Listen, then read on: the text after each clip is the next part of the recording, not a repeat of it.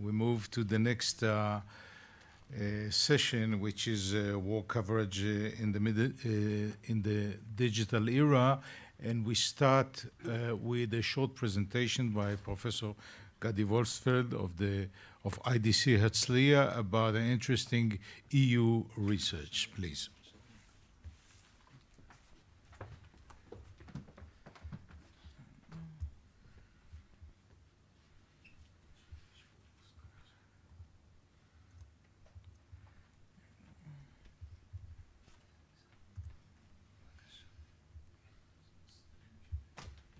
Good morning. I'm very happy to be here. I told the organizers that it was tentative because my daughter's due date was yesterday. So I'm waiting, not yet. B'shara tova when it's yagia. I'm going to present to you a very, very short summary of a much larger research project dealing with the role of the media in violent conflicts in the digital age. I'll just start by saying there's a tremendously large set, my field is political communication, tremendously large set of literature about the role of the traditional media in violent conflicts. Much less is known about the changes that have been taking place since the dawn of the digital age. We're only now beginning in academia to grapple with this issue. A very brief summary of the scientific background. Again, if you write to me, I'll be happy to send you that article and other articles on the topic. But in general, we know that political power is, and I'm talking now about Western democratic states, political power normally can be easily translated into political power. And we also know that media can play the most significant role in asymmetrical conflicts, in the sense that they can give power to the weaker side by bringing in third parties into the conflicts. And the question is, what's changed in the digital age? In other words, despite all of the things we know about this issue, again, we've been studying it for 25, 30 years, more, depending on what you consider research. Optimists, of course, consider the mobilization power of the social media, and pessimists trace the increased ability to spread hate and violence. So I'm going to try again this morning. I don't have much time. I'm going to talk briefly about media and peace. Among the books I published, one book was Media and Conflict, which sold very well. And then I had a book about media and peace, which barely sold. And that basically tells you that peace is uninteresting, not only to journalists, but also to academics. I always say there's no such thing as a peace journalist. Nobody wins a Pulitzer Prize for covering a peace process. Okay, peace breaks out somewhere and journalists run. Nothing worse than peace breaking out. And it's true also in academia as well. And one of the things I wrote in that book, or the major thesis of that book, was that there's an inherent contradiction between the needs of peace process and the needs of news. A peace process requires patience, and the news media demand immediacy. A peace process requires a calm environment, and the news media focus almost exclusively on violence. A peace process requires at least a minimal understanding of the other side's perspective, and the news is inherently ethnocentric. So the first research question I want to ask: has the advent of the digital age had any impact on the ability of weaker antagonists to compete politically with the more powerful side and most conflicts, of course, are asymmetrical? And the second question I'm going to deal with, again, very briefly: has the advent of the digital age in any way decreased the mostly negative role the media play in attempts at peace and reconciliation? I won't talk much about the methodology. I know we don't have much time. I'll just mention that those that are interested in the bit larger projects, we have 9 researchers from 7 countries. For some reason, Israel is considered part of the EU. I don't know why, but I'm not asking questions. They gave us the money. I'm happy.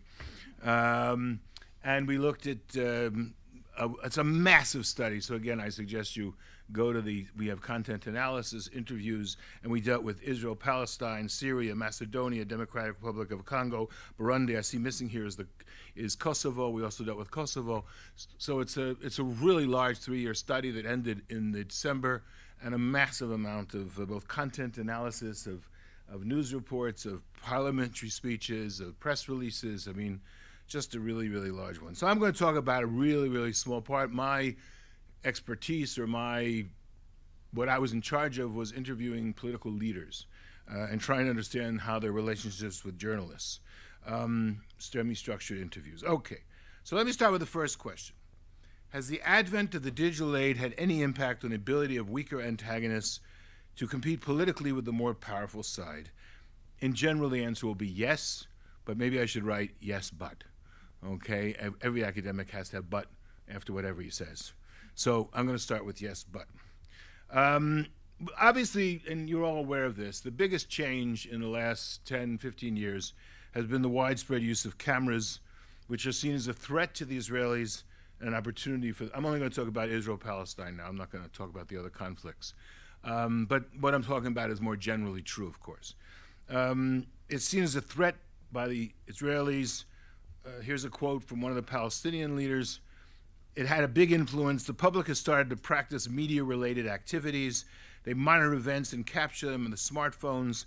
This explains why the Israeli army assaults Palestinian civilians carrying their cameras more than Palestinian journalists. Media of the public, so to speak, has had a positive impact on spreading the Palestinian cause. But for the Israeli, of course, it's a negative role. And I should point out, and I'll get to this in a second, all the Israelis are carrying cameras as well, okay? But it doesn't really work to their advantage. I'll explain why in a second. Some videos can work to support the Israeli version of events. In other words, if a knife-wielding terrorist comes and you have him on film before you shoot him, but it's still a problem for the Israelis, because the truth is, for Israel, no news is good news. We don't want, I shouldn't say we, the government doesn't want the Israeli-Palestinian conflict on the international news agenda. Also, while Israelis love to see, perhaps I'm being overly dramatic, Israelis are not troubled by terrorists being shot when they're trying to kill our soldiers. It may be interpreted differently in other parts of the world, and some Palestinian actions may be either understandable or even justified. And more in general, the Israeli military is especially concerned with loss of control over the narrative during wars. This change of policies, again, I don't know how many of you are familiar with the studies on the role of the media in our various wars. I always say to my students, the good thing about living in Israel is every year you'll have either an election, a war, or both. And so I'm definitely in the right place for someone that studies politics and media. So, for example, in some of the lessons for Cast-Led, 2008, 2009, lessons learned from the Second Lebanese War, prevented soldiers from taking cell phones into battle, strict prohibition of unauthorized interviews of officers, and preventing journalist access. Now, of course, such efforts cannot completely prevent what the government considers unwelcome video of civilian deaths, but there is a growing awareness of the problem. And many in the military, and again, this is not just in Israel, this is around the world, many in the military may decide that the operational advantages of certain actions may outweigh the impact. What am I saying here? I'm saying many Israeli military people say it's going to be look lousy on television, but we have to do it. Okay, so it's not just because they know it's going to look lousy on television, they don't do it. They may not do it. They may try to restrict the number of civilian casualties, hopefully for ethical reasons and not just public relations issues, but they may not as well. What is clear is that every Israeli military officer believes that because of the new age, they have less time to do battle. So if the war starts, they know the clock begins ticking when they have to stop the operation. Now, this does not mean, and this is the important part for a political scientist, I am by training a political scientist, even though I deal with political communication. This does not mean all of these pictures, and Syria, of course, is the perfect example, have really had a significant impact on the course of a conflict. The flood of videos from other conflict areas, Syria, Sudan, may drown out Palestinian images. And if we think about Syria, as shocked as we are, nothing's changing, okay? No one's really doing anything. Witness another genocide? I think the answer is clear to everybody here. We're witnessing it happening in real time, and no one wants to put their soldiers in harm's way in order to stop it. So images does not equal solution, okay? Images of suffering in no way. And we also talk in the field, and I'm sure you're aware of that, those who work with NGOs, of the notion of compassion fatigue, okay? The idea that we see so many images that all of us have become sort of indifferent to one more dead child. two indicators to suggest skepticism. We don't see any change in Israeli attitudes towards the conflict. And if anything, the young people are even more right-wing than their parents. We used to say in Jerusalem that if you hear an ambulance going, it's either a leftist child being born. A rightist child being born or a leftist child dying, a leftist man dying. In other words, the demographics are supposed to be good in the United States, although I'm not sure about that, but the demographics are supposed to be good in the United States. They're in exactly the opposite here. And is there an increased willingness of the international community to intervene in this conflict? Not really. Okay, the international community doesn't really care. They'll have lots of UN resolutions. So if there are any effects of all of these images of abuse and everything, then it's long-term. So let me just do quickly with the second research question. What's interesting is here there was almost complete agreement between Israeli and Palestinian leaders. The digital age and the digital media are much more helpful for spreading hate and violence than any attempts at peace and reconciliation. The metaphor or the example I use is if you have two videos circulating, one is ISIS cutting off people's heads, and the other one is peace talks being held in Geneva, which is going to go viral? And you all know the answer. So the classic cliche, if it bleeds, it leads, is no less true of the digital media than it was in the traditional media. Now, from the Israelis' point of view, the social media incites violence against Israel. In fact, not this Independence Day, but last Independence Day, the Speaker of the Knesset talked specifically about how the social media, which he said is supposed to join us together, to bring countries and people together, instead, it has served up those who want to do us evil, to divide and distance and break up. Now, I have a lot of problem with the whole incitement, talking about incitement in general and specifically here, but that's the way Israelis see it. Also, when it comes to peace, one political leader who was involved in the Oslo talks says he's not sure it would have even been possible today. I'm not sure that Rabin would have gone for Oslo. I mean, we've been bombarded with millions of email and the like, and that's a big deal. And also the fact that we know there's very few secrets. Transparency is great, but there are some secrets, like, for example, peace talks, you want to keep secret. No time left? Finished? Okay. So I will then go to the conclusions.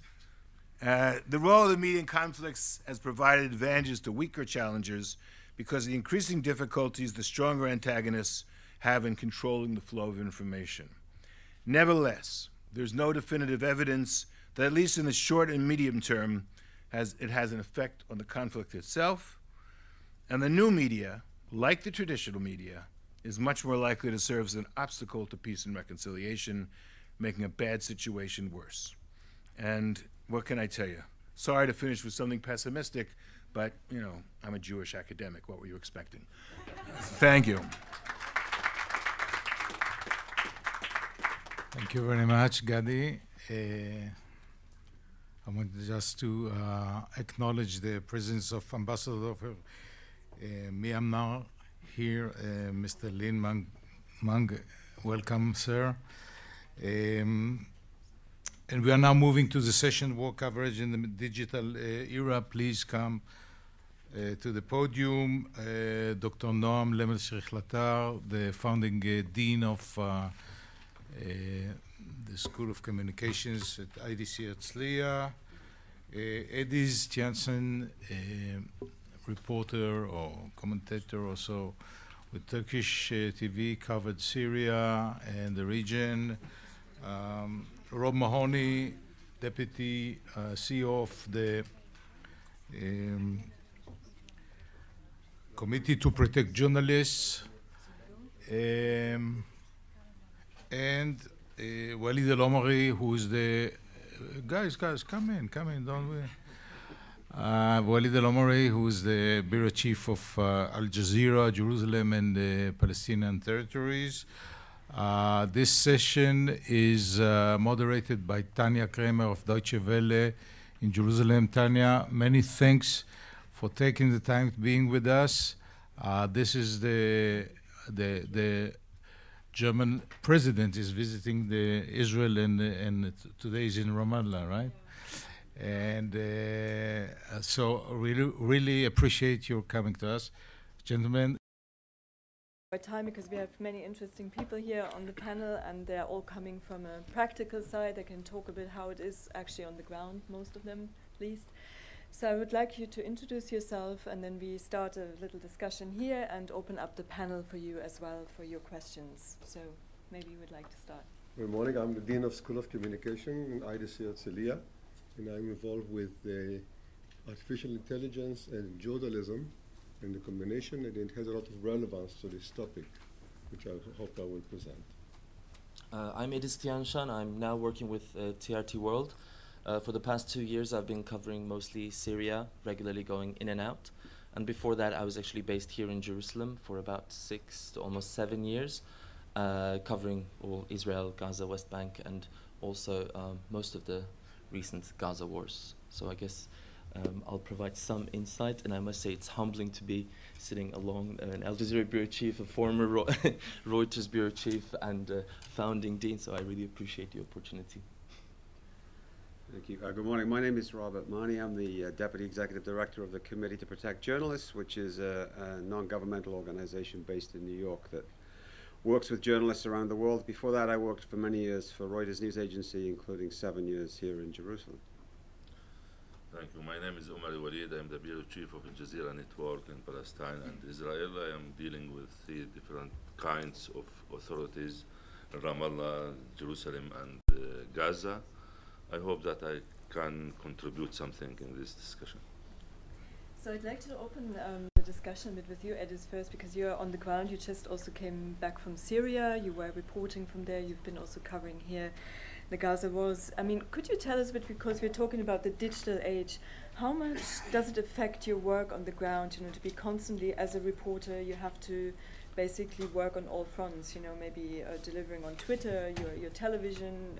How does it affect your work there on the ground? Well, I feel like depending on the situation, social media can either be extremely helpful to enhance our work, or in case extremely hazardous and in fact dangerous, that even put our lives at risk, or jeopardizing the quality of the reporting sometimes. So if I can give a positive example, in a case of Syria, basically we've been able to cover Syria to the extent that we have. I'm speaking as a collective body of journalists, as Carl put it yesterday, trying to obtain the truth, the closest possible truth, has been through social media. Because more and more it's been extremely difficult to actually get inside Syria. Going deeper inside the country has been extremely, sometimes impossible because of Daesh and so many people, journalists beheaded by the group.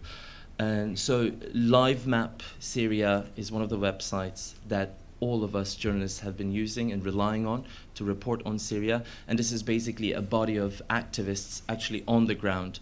So it's almost another form, it's become another form of journalism, where this website, also the Syrian Observatory for Human Rights, an organization based in London, is basically using accounts of activists and witnesses on the ground to confirm an attack or casualties, and we've been basically mostly reporting on those. So social media has allowed us to get some kind of understanding into what's happening in Syria, especially in cases where there's almost no journalist on the ground.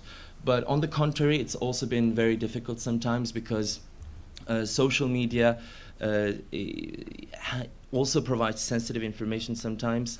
When we make our location known to certain hostile groups, we get persecuted. In certain cases, we obviously get killed or targeted. So oftentimes, we're very careful about not using social media at all when we're in Syria, and we're very careful about not being captured in a footage or a picture by other people either.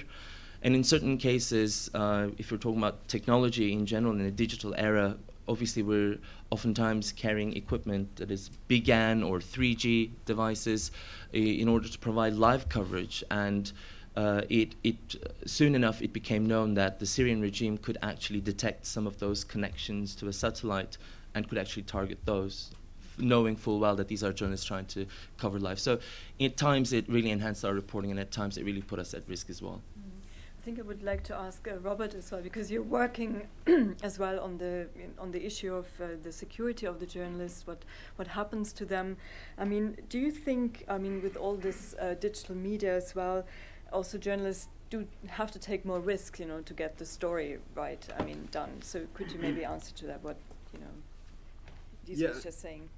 Well, yes. What's happened is, I mean, just to look at the bigger picture here, is that the economics of the news business is such that big news organizations have shrunk their foreign bureaus and their foreign reporting, and that's had a couple of consequences, one of which is they rely more and more on freelance content, and freelancers don't have that institutional backing. Freelancers need to stay in a conflict zone longer to make money rather than getting out. And they don't have necessarily the security training and the security personnel with them. So you have more people on the ground in more conflicts, doing more reporting in a more dangerous situation. It's a recipe for casualties, and we've seen it. Technology is always dual use. I mean, you can use a knife to chop vegetables, or you can use it to stab. The same thing. Governments have become very good at using the technology which allows journalists to publish and to bypass normal channels of communication to track journalists. So surveillance is a big problem. You mentioned in Syria, we know going back even to 2012, we understand that famous journalist who used to work here, Marie Colvin, was killed because she was using a satellite link, and the shelling of the house where she was killed her and some others. What preoccupies me at the moment is and I'd say this without wanting to sound condescending, it's a deep level of ignorance of a lot of journalists around the world as to the dangers that they expose themselves to by using the technology. And media companies and news outlets do not train journalists sufficiently that they employ in the use of these technologies. And it's as reckless to use digital technology without knowing how to secure yourself in a conflict zone as it is to go in without the necessary physical security equipment or the planning. And you see it with the use of mobile phones, with the use of tracking devices, GPS, and even, journalists we're naturally kind of lazy when it comes to this. Yeah. And people will not use complex passwords. They will not use encryption. They won't even use two-factor authentication to try to stop people from hacking into their accounts. So we have a job to do to educate our own reporters in taking better care of themselves, because governments are using this. I mean, in Ukraine, for example, there was doxing of journalists. That's to say, the private information, the telephone numbers, addresses, social media accounts of journalists that were covering the fighting in eastern Ukraine were published as a way of intimidating people, and that's happening more and more. So, you've got to secure your information in order to ensure your safety. So Walid, you were nodding to. Yeah, I want to continue from the point that Robert mentioned. I think that the real challenge that journalists facing now, that everyone who have a smartphone can provide data, footages and information, everyone. And the big question now is the credibility of this information. This makes us, the journalists, to have to check. And sometimes we spend hours just to check if this true or not. And this kind of job make the journalists, everyone can say that he's journalist, but in the field, if you can provide the real or the reality as it is or not. And we asking, in our community, for example, for Al Jazeera or other Arab media, sometimes they collect this information and start broadcast without checking. And it makes all this field is complicated, and sometimes we even said we don't want to continue in this job because we are not journalists as before. What's about the credibility? And as you know, the situation in the Arab world now, everywhere, in the Middle East, the Palestinians, the Syrians, and others, they are facing very tough era. And nobody knows what this future will bring. And everyone sending, the rebels in Syria, for example, they provide their information that's serving themselves. The authority there, or the regime in Syria, also doing the same. I take in Syria as an example, but it's in everywhere in the Arab world. Now they can, the regime can follow you, and they can know which kind of information you have. You became insecure, as you said. It's really, and we're trying sometimes how we can face this challenge, what we can do. I don't think that in the digital era, that, for example, the machine or the robot can replace the journalist, even in the war. It's good facility. It will facilitate the situation for him. Yeah, I know that you're going to do. I hear you in Syria, but what I think it's not enough. It's a question of what about the humanitarian touch, the man touch in this. At least, for example, I was in 2002 when they have the battles and they were inside the refugee camp of Jenin. I was maybe the first journalist who entered to this refugee camp, and a lot of houses were demolished and bodies and everything. And we found an old woman crying in a house, in demolished house. If we send machine there, just the report to shoot and to go back and to provide the pictures, what's about the, there is no any kind of sensitivity. We didn't make the small interview just to know under which conditions she stay there, and the humanity touch. What's about this humanity touch for us? This is a big question everywhere and in every coverage that we are doing, not only in war, even in peace. So we have a lot of questions here. I mean, one is that was in 2002. We didn't even talking about and Twitter now we here, are 15 years after. So, so there's the new media verification. There's security, safety of journalists. Wherever you are. So we would like to bring you in. So you just said yeah, you I wanted made to a add presentation. This was a very good introduction from my brief presentation. So I will go to the podium. All right. You want to do that as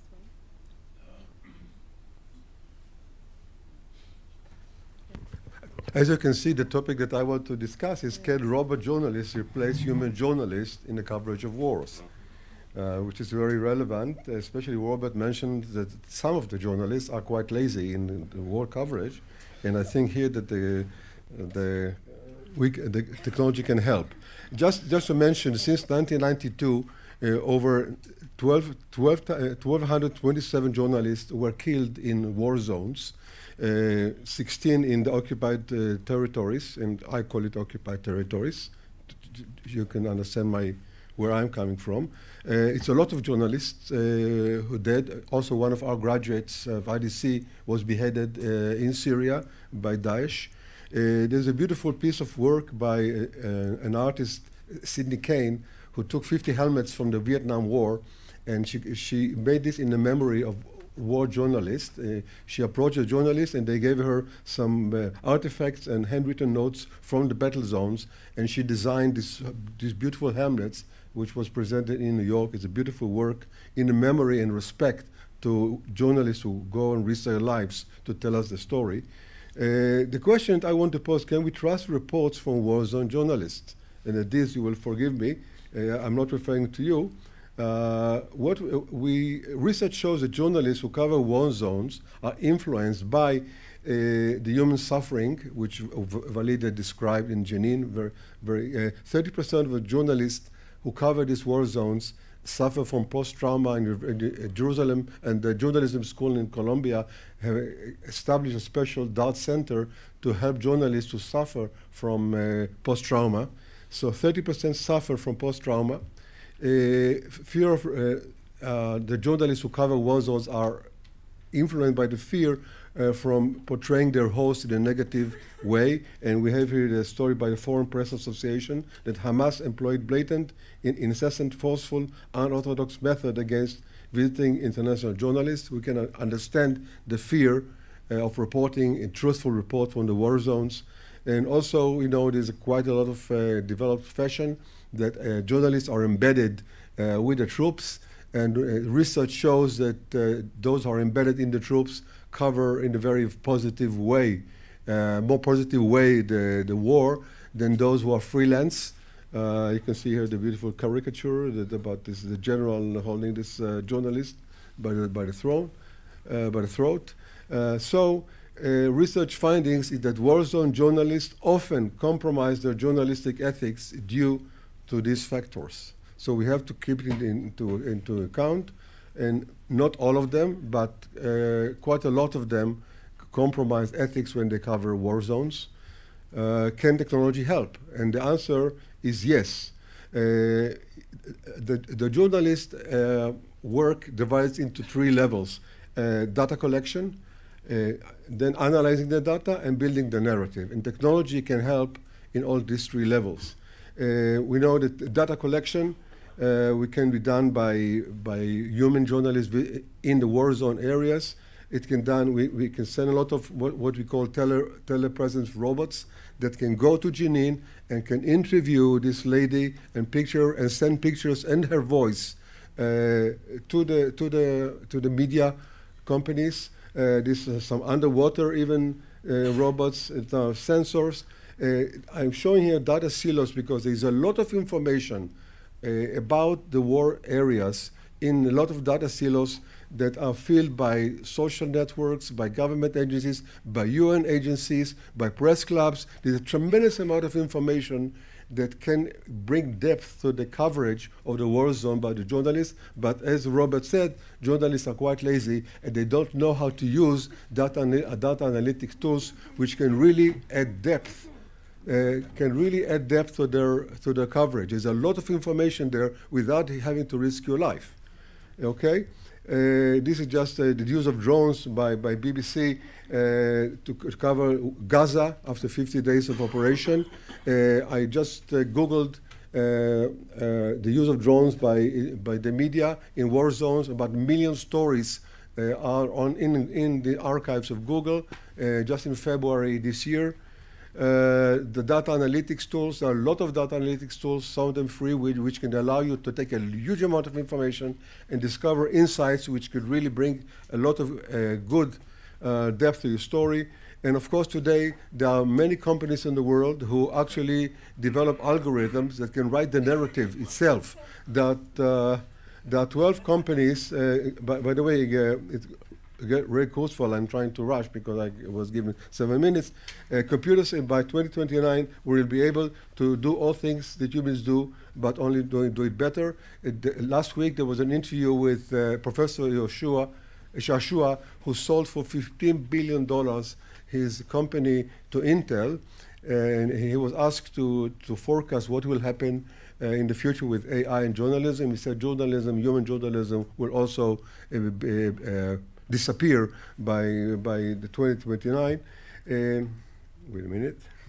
It's good that we live now. It's the good Anyhow, there are a lot of companies in the world who actually use algorithms to write the narratives without a human touch. AP is using quite extensively stories written by AI robots or narratives. About 3,000 stories per quarter. Doing the edit? Sorry? Including the edit? No edit, published automatically, no human touch, okay? And the question is that I pose, can robot journalists do a better job than human journalists in coverage of wars? My answer is no, okay? But now I will say why not. Research shows that humans are more creative. I could talk about it the whole lecture. There's a lot of research done that we, human beings, are more creative on the long term than robots and AI. AI has limitations. I could give you a talk about it, but I don't have the time. But we are more creative in the high transformative level. For just an example, Noni de la Peña used VR to tell a story about Syria refugee camps to the leaders who met in Davos. This was an example of creative journalism. We could talk today about immersive journalism. So the optimal solution in my opinion, is the integration between the creative human journalist and the various technologies now available at all three stages of the journalist's work in data collection, data analysis, and the creation of a new multimedia story. Today, you have to, some mentioned it yesterday, the journalism story is changing. It's no longer long text. It's a combination of multimedia, social networks, tweets. The new story, if you want to reach the public, has to be creative, multimedia, and not just long text. I don't think that, by the way, that Carl Bernstein understands that, but this is just a side remark. Now to the last question, is human journalism rest in peace? My answer is depending on the human journalism awareness of the technological competition. If they are aware of it, they are prepared, they will come and study in my school about data analytics. Maybe they can compete well with the robot journalist, but we are more creative. But the answer is, depends on if the journalists will not be lazy and will understand what the technology can help them. Thank you very much. So let's try to continue the discussion here on the panel after this interesting, I mean, there are some thoughts, I mean, we'd like to ask you, I mean, can we trust them, war reporters on the ground? Well, I think robots sound super interesting, but I think they should stick to maybe more analytical reporting. Maybe they should do Bloomberg about what, you know, assets are up and down, the analytical data. But the work that we're doing requires a human touch, I feel. Maybe a lot of those outside the sector don't actually understand that getting a soundbite is not just asking them, oh, how was it? Especially in sensitive places like this, it takes time to build contacts, and it takes time to have someone open up to you, especially after they've suffered so much. There's a certain way you approach these people and gain their trust and have them actually share extremely private, sensitive information about what they went through, and they put it into the right filter, not sharing obviously everything about them, but what will actually provide context that is necessary to put out the story. So I think there's a lot of human evaluation there, trying to engage your context and put out the story that should not be left to the robots, I would say. Absolutely. No, I would agree. I mean, one of the things that you learn as a journalist or as a human rights researcher is how to interview victims of trauma or war. And you can't just stick a microphone in somebody's face and say, tell me your experience. So there has to be a relationship established there.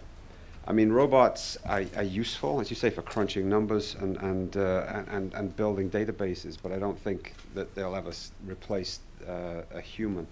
But my concern is more about how technology has changed the way that people cover wars. And one of the biggest changes is that they're not covering wars, because technology has allowed the participants in a conflict to bypass the media and go directly to the public themselves. You saw this in Syria, where ISIS was able to set up Twitter accounts, Facebook pages, and other forms of reaching its audience. And the journalists, instead of reporting the news, became the news. Capturing a journalist was a goal, because it generated news and sent a message, to the point now that particularly Western journalists don't go into Syria, or at least they venture in for a very short time. So that is one of the unwanted consequences of the digital age, if you like, is that it's actually, I suppose the academics would call it the disintermediation of the media, and it's caused it's causing a revolution that we're still coming to terms with. But in the end of the day, the machine or the robot need the human mind, because without that cannot act at all. What I think is that the technology is facilitating the job for the journalist, but not replacing the human journalism. We need the human journalism.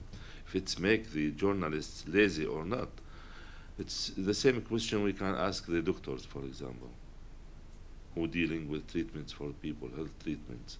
Also, the doctor can use. Now we know that robots can do the operations for people. What it's not mean that they will replace the doctors to start a treatment for the human beings. It's the same question for the journalist. It's maybe changing the role of the journalist, but not replacing the human journalist. And I can repeat what my colleagues said. The human touch is very important in our job. Without that, we cannot work. And people cannot feel safe or secure with the machine. They cannot go to talk to the machine and to start dealing with the machine. They have somebody who can asking questions and feeling and smiling and smelling and everything. And this is a big question for us. Maybe in the future, even if the technology now, as Professor said, they can edit the article or they can write the article, because but it's without the human touch, what we can find there? Nothing at all. And it's not question only coverage of war. It's covering everything. We have a lot of fields that we have to cover. I'm concerned. I think that both Robert and Dees don't understand. They talk about the machine. I'm not talking about the machine. Artificial intelligence is not about the machine. Artificial intelligence is about creating algorithms that mimic the way we think. And I can give you two stories, one written by a human, one written by what you call a machine, and you will not be able to distinguish which one was written by who. But your example of the doctors is a great example for me to stress the point. Today, IBM developed Wilson, which helps, which now is used in a lot of operating rooms to help the doctors diagnose in real time and decide what kind of operation to do, because this Wilson is in fraction of a second can use huge data silos available to him. The doctors give him the details, and Wilson recommends what should be done. Mm-hmm. And what I'm saying is the journalists should use new technology, the machine, in the same way. There's a tremendous amount of information. To interview this lady in Jenin by a machine, a human being can do a better job. But this is not the whole story. We know that she is suffering. Today, by the way, a lot of people are used to talk to machines. And when you go to the bank, when you talk to Syria, you talk to Elsa, and people are more and more used to talk to a machine. So to send Adiz to risk his life to interview a lady in Syria, if you can do it with a telepresence machine, today I think the human journalists have to understand that the technology can help them in many, many ways, and not just viewed as a machine, and we are a human being, can do a better job than a machine. Can I just, as a compromise, maybe, I just want to say, I can see where the technology could really come in to help some of our work, and that's really related to the first thing Ustaz Omari said in the beginning, and that is sometimes covering news regarding places where we can't access. We see footage come out in the social media, the latest attack, for example. The moment it appears on social media, and we're not there, nobody's there, no journalists, independent foreign journalists, let's say, it's already airing on some of the channels, and we're going crazy because it shouldn't be on air that quickly. And the reports say something like, this footage purportedly showing people suffering from what looks like a gas attack that is allegedly carried out by Syrian regime. So ordinary audience, they understand from it, Assad used chemical weapons. Whereas for us, we're like, well, was it a chemical weapon? Was it really carried out by them? I mean, don't get me wrong, I think it probably was, but it's not our job to report our gut reactions and feelings. So maybe a robot that has a huge database can look at this video and help us understand whether this could be a Photoshop, or it could be from a past event that is re-emerged somehow. So if it could help us in that verification process, it would certainly help our job, I would say. Yes. And I think also one last word on that. I think it's also important, I mean, Robert would maybe also talk about that, is, still we have people also, killed on the job because also of the situation they're in. We should not forget this, and we were not yet there that we have a complete, war reporters will be replaced by robots. So I think it's also something to look at how these what we're having now, what you just said, the digital media, how they influence our work actually on the ground. And I think this is something that we need to focus on as well, to see. Yeah, I think it's misleading to use the word robot journalism, because it sounds like you've got a robot going in and interviewing someone, like you have a robot going in with a bomb disposal unit to disarm a bomb. It's not the same. What Adiz was talking about was the whole editorial process. Who chooses the woman to interview? How do they find her? How do they contextualize what she's saying? How do you verify that she's not an actor that's been placed there by a regime that wants to send? Only a human being can do that, and that's why so many people still go and cover wars, and that's why they get killed doing it, because they have to go to the story, which means going to the front line.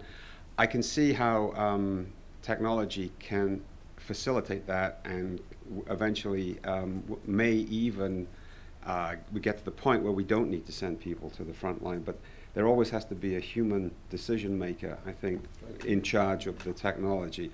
Otherwise, what I was talking about before, dual use, authoritarian regimes will turn that very technology against the truth. So I've been given science. Let's open up to the public maybe if you have any questions. So I think there's a microphone here. Hi, my name is Linda Gradstein. I'm the Mideast Bureau Chief of the Media Line. I want to ask about your opinion overall of the coverage of Syria. Have journalists done enough? I mean, my impression is the world just doesn't care about Syria. And is that something that, to what degree do we bear any kind of responsibility for that? What could we be doing better? Is it because of the fear that journalists have? Is it because of the killing of Stephen Sotloff and James Foley? In other words, what could we be doing better? And should we be trying to make the world care or not? I assume for me. That's for whoever. Whoever wants to answer that. You're certainly you plus whoever. Well, I'd be happy if somebody else went first. It's a difficult one.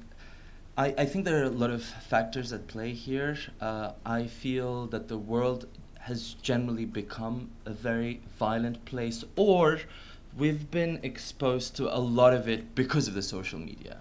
Maybe back in the days, an ordinary person wasn't seeing so much violence that is not around them, that is in far corners of the world. But these days, they are seeing all the wars. And it becomes hard, I think, to distinguish for an ordinary person as to really go deep, have a deep understanding of why is a Gazan dying as opposed to a Syrian or a Yemenite. And it becomes difficult for us journalists to give them a deep insight in every single conflict, and educate an ordinary public becomes really difficult. I think that's one thing. So I blame the world, maybe in general, for becoming a much more violent place. So certain channels have different policies, broadcasting policies. Some don't show any blood, and some, I think, because one thing, I think as reporters, we are told that we have to reflect on the environment. If it's calm, you stay calm on TV. If there are some skirmishes, you want to be a bit more upbeat and reflect that. And if it's really you're under attack and it's happened before, and you as a person, you're in fear, you shout. I mean, you actually, raise your voice and you talk about the urgency, the adrenaline that you're experiencing. And I think in terms of Syria, it came to a point where we've run out of strategy. We've run out of, we've just topped it. I think I've done on-air reporting when that boy was lifted out of rubble, sitting in an ambulance. And I just thought, I think, I said I'm running out of words here, because we've reported on children being killed so many times in increasingly more and more powerful images that if this doesn't say anything, and that's actually in one of the cartoons outside, drawn by a 15-year-old, and even a 15-year-old has deeply affected by this event. And I'm just sitting there thinking, even if this doesn't say anything, then I wonder the same question. What can we change in the media or something in our ordinary audience that would make them care? But then again, I think it was in yesterday's presentation by Carl Bernstein, I don't know if it's media's role to educate the ordinary public at the same time. Maybe something else has to come in at that point. I think that there are another reason, and it's very important, and I don't know which kind of interpretation you will give that. The world or the public opinion doesn't care because Arab lives is not important for them, not only in Syria, everywhere. And this the responsibility here, it's about the Arab elites and the Arab regimes. Not, I don't want to accuse the Western public opinion, for example, or others. It's big mistake of us, what's happening now in Syria, and why public opinion, why there is no demonstration, for example, in many Arab capitals about what's happening in Syria and Yemen and others. We are after 6 years of this bloody war, and nobody can help. Just we want to follow and to watch, and most the public opinion that we have, most of the people, they are pious, or you are going to support the rebels, or you are supporting the regime, without understanding and even without any kind of questions if it's true or not, to reveal the reality there and how to resolve this, to end this catastrophe. I agree with Walid, but I want to add to this that the biggest failure of the media in the coverage of Syria, we all know there is a big massacre. No, we don't need more stories. But we don't know who the opposition is. There's a lot of discussion, is opposition Daesh, or is opposition good people who wants to depose Assad? And I think the international media failed in giving us a picture who is fighting against Assad. So when the story is so blurred, I'm, for example, led to believe that the opposition could be Daesh. So I'm not sure I want Daesh to win against Assad, because in my opinion, they're worse than him. I don't know, I don't have the information from the international journalism, who is really the opposition who is fighting against Assad. In addition to, I agree with you that these are Arabs, so the world doesn't really care much. No, the only thing I would say is in response is that the opposition is completely fractured. There are hundreds of different opposition. How do you know? Yeah, they're fighting each other Because now. they're fighting each other, and nobody knows who they. I mean, The journalism should have told us who they are, but we don't have a picture of who is the opposition in Syria is. And Watch this was the TR2 role World. of, sorry? Watch TR2 World. I think I've done some reports on that one. Okay. I well, would now say we're that going. there's plenty of information out there. Yeah. In fact, there's almost too much information out there.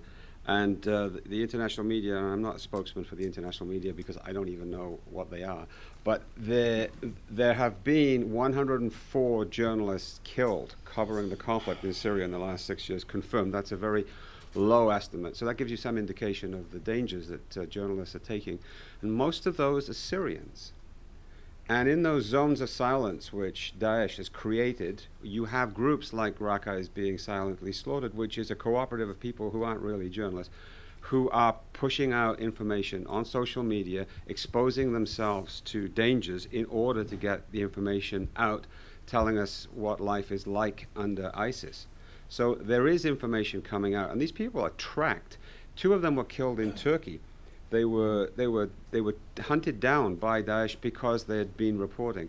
So I think the media is doing as good a job as it can in trying to get the facts out. The problem is there are many conflicts in the world. This is just another one. And we talked about fatigue, we talked about compassion fatigue, and you talked about trying to get people to react to pictures of dead children. I mean, this is not something that is the fault of reporters. Reporters are doing the work. It's just that it's not being acted upon because there is no political will to act upon it. We do have another question here. Yeah, I'm Fred Lawrence. I'm the CEO of the Phi Beta Kappa Society in America and a professor of constitutional law. Thank you all for your extraordinary comments. Just in case the questions have been too clear, I want to muddy it up just a little bit. One of the impacts of the digital era, it seems to me, is an almost infinite fragmentation of the audience. People get their news not just from the BBC and the New York Times, but from Facebook and Twitter. And so they can get the news that they want to get. So to what extent does that affect the issues we've been talking about? Does that affect how journalists perceive their role? Who are they? Who is the audience of your work, and particularly in these kinds of cases?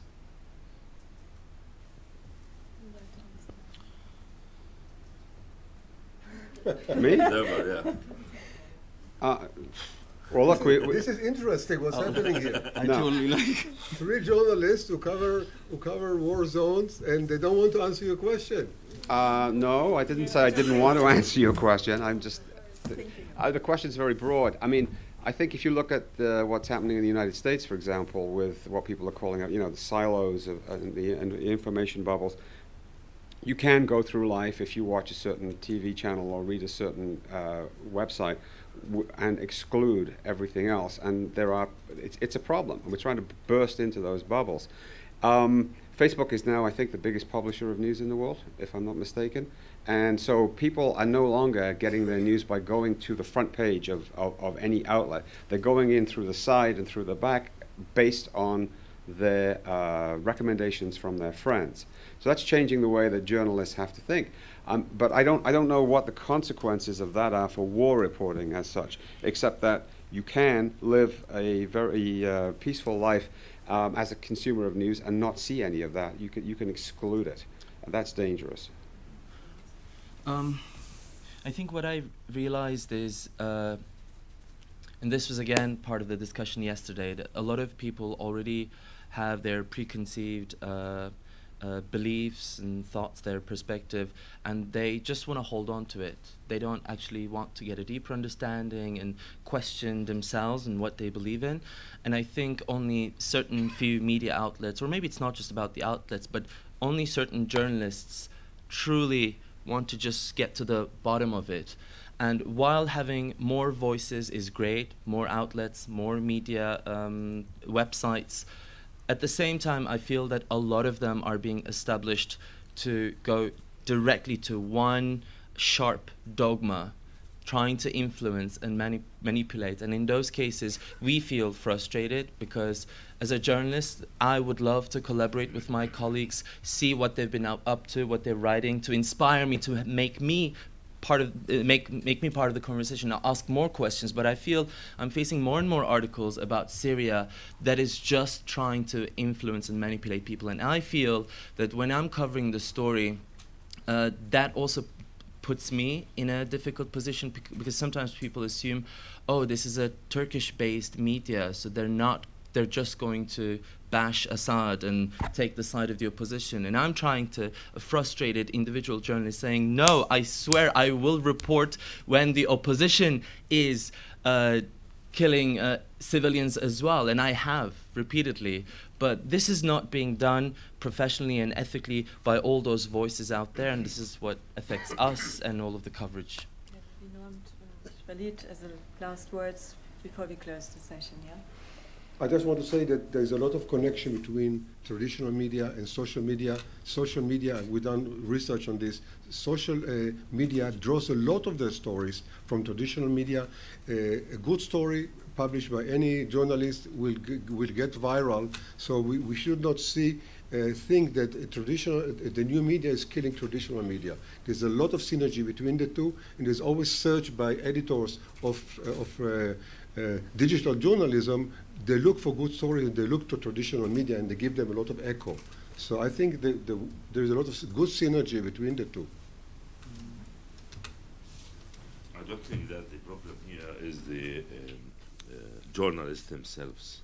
The problem is the situation. The situation became very complicated. If I taking Syria as an example, and the Arab world as a kind of public opinion, now the division inside the Arab world, it's really very, it's frustrated. And this frustration is pushing the people just to follow the news through the media that you believe that can give you the information that you need, not the truth or the reality. If you are support the Syrian regime, you prefer to go to the TV that's supporting the Syrian regime or reflected the position of the Syrian regime, and the same with the rebels. And this is a big problem. This is in one hand. In the other hand, people in the Arab world now, especially who are the Palestinians, the Lebanese, and others, because they are frustrated with the situation, they prefer to follow the local news and to know what's going behind their houses and not to hear about what's going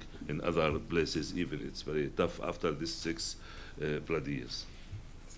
So, well, thank you very much. I think there's still a lot of open questions. Let's hope we don't have some robot sitting here in a couple of years. So, maybe.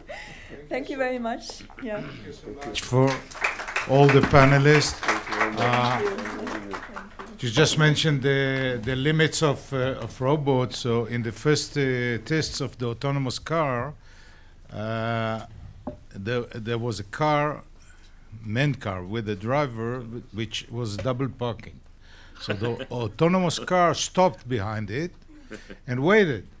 So the driver in the first car takes out his hand out and does something. Okay? You mean that robot will wait? No, the car waits. And then the driver says, okay, like bypass me. And again, the autonomous car didn't. So you have a work to do still. But thank you very much. Wonderful panel. Thank you, all the panelists. And special thanks to Tanya in a very demanding day. We'll take a break. We come back 11:45. Thank you.